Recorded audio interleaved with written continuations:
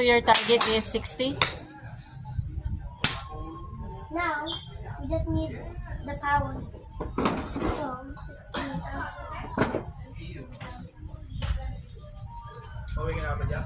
16,000.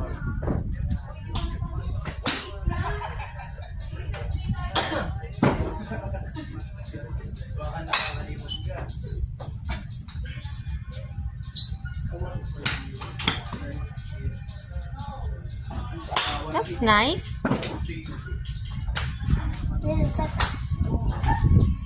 This area will be facing the target.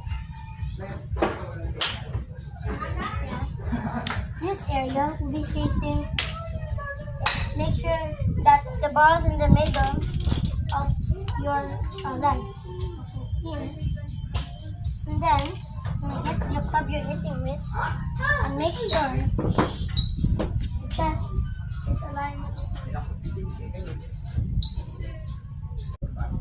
Little win.